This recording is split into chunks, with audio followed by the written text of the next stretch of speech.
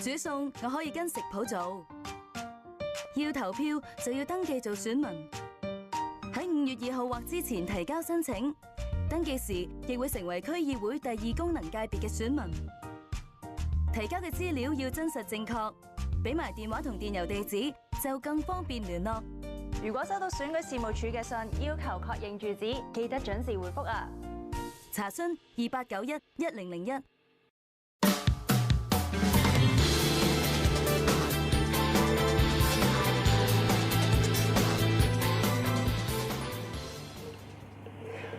各位歡迎收睇呢節新聞。今日嘅主要新聞內容有：香港市民獲提名角逐本年度諾貝爾和平獎；特首林鄭月娥2度嘗試喺立法會會議廳宣讀施政報告不果，改用網上直播發表；美國眾議院一致通過香港人權與民主法案。詳細新聞內容。今日香港市民正式獲得提名角逐本年度嘅諾貝爾和平獎，一齊睇睇。挪威自由黨嘅國會議員 Guri Burley 表示，佢提名香港人角逐諾貝爾和平獎。佢認為香港市民正為言論自由、民主、法治等基本人權而戰。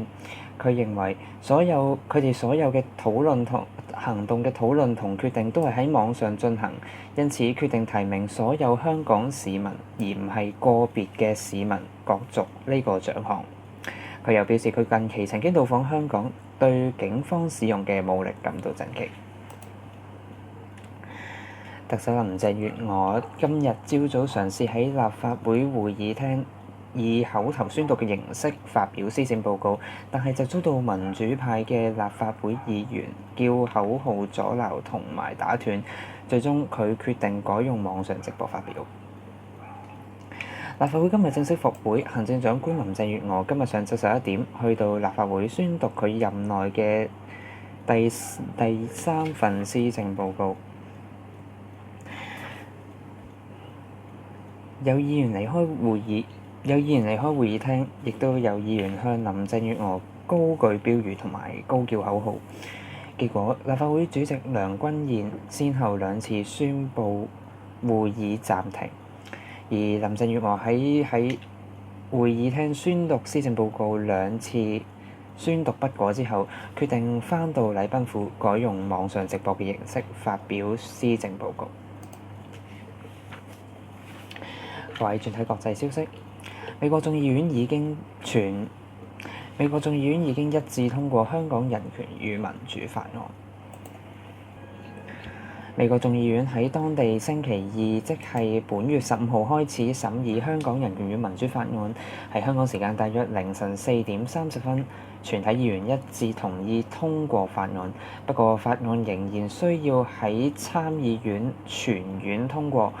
之後再由總統特朗普簽署先能夠正式成為法律。倘若法案獲得生效，